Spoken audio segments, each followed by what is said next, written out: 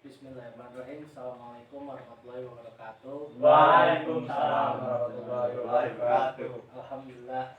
Wassalatu wassalamu ala asyrofil anbiya'i wal mursalin wa ala alihi washabihi ajmain.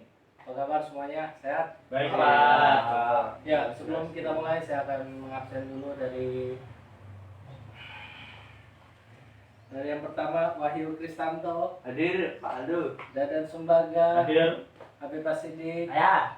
Denny Prasetyo. Hadir, Pak. Oke. Sekarang selanjutnya kita akan berdiskusi tentang pendidikan hadis, yaitu hadis istiqomah. Ya, kita masuk ke pendahuluan dulu. Yang pertama ini adalah hadis disebut juga sunnah, perkataan, perbuatan, ketetapan, dan persetujuan dari Nabi Muhammad SAW yang dijadikan landasan syariat Islam. Hadis dijadikan hukum Islam selain Al-Quran. Dalam hal ini, kedudukan hadis merupakan sumber kedua setelah Al-Quran. Istiqomah adalah bahwasanya seseorang senantiasa ada di dalam ketaatan dan di atas jalan lurus di dalam menjalankan ibadah kepada Allah Subhanahu wa taala.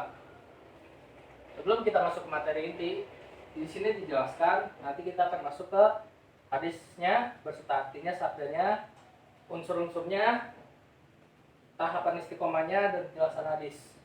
Yang pertama, kita akan masuk ke hadisnya dulu. Saya akan tanyakan dulu ya.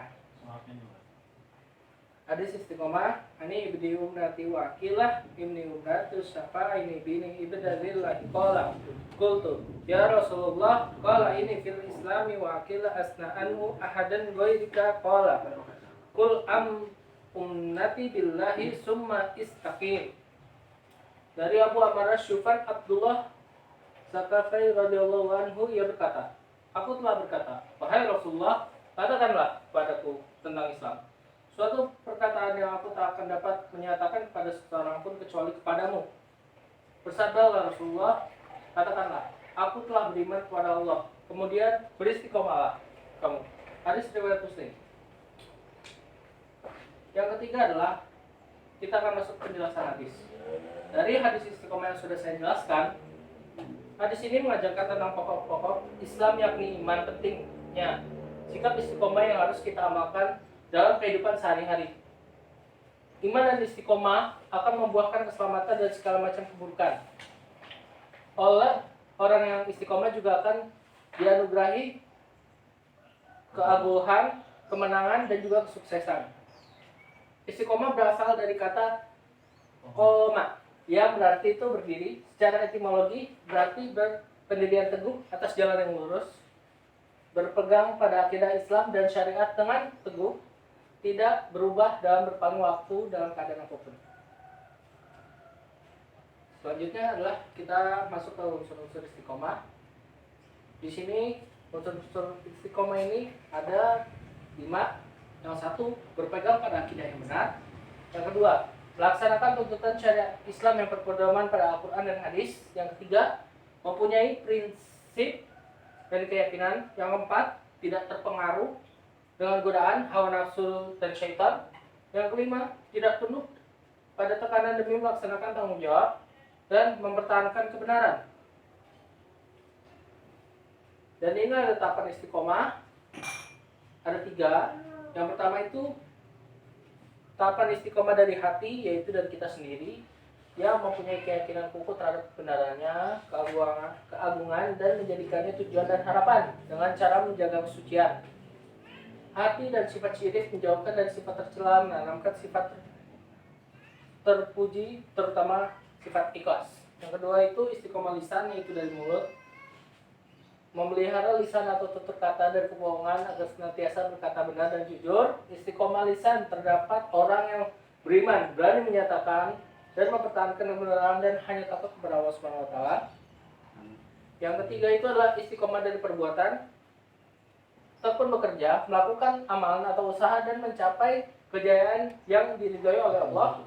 Perbuatan merupakan sikap dedikasi dalam melakukan sesuatu pekerjaan atau perjuangan menegakkan kebenaran, rasa kecewa, lelah, semangat, atau putus asa.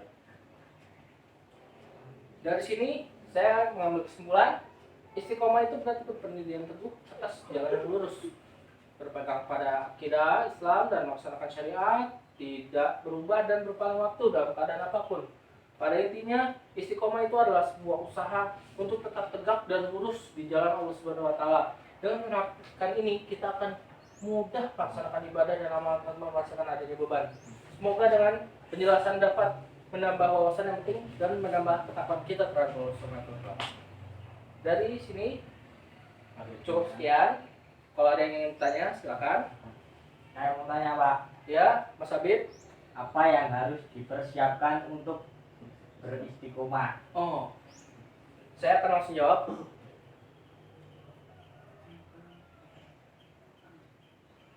Ini, jawabannya ada di sini. Tahapannya itu ada di sini dari kita ya, berpegang pada akidah ya. Udah tahu kita harus menjaga sholat, harus tetap gak boleh ngelakuin hal yang dilarang sama Allah itu gak boleh. Kita harus tetap kokoh ya, melaksanakan itu syariat Islam, sering baca Al-Quran gitu, itu merupakan istiqomah, tidak terpengaruh dengan godaan dan hawa nafsu syaitan gitu. Ya, selanjutnya Yang kedua, ini Pak, dalam kehidupan sehari-hari seperti apa sih istiqomah itu? Gini Mas Deni, istiqomah dalam kehidupan sehari-hari itu kayak misalkan Mas Deni sering membaca Al-Quran tanpa bolong sedikit pun. Yaitu yang pertama kayak sering rajin puasa, itu sering tetap melakukan perbuatan baik tanpa meninggalkan sedikit pun gitu, tanpa tidak terpengaruhi dengan godaan apapun. Mungkin dari sini cukup sekian materi kita. Sebelum kita tutup, kita ucapkan alhamdulillahirabbil alamin. Alhamdulillah. Wassalamualaikum warahmatullahi wabarakatuh. Waalaikumsalam warahmatullahi wabarakatuh. Mantap gue. Best. Bagus tuh.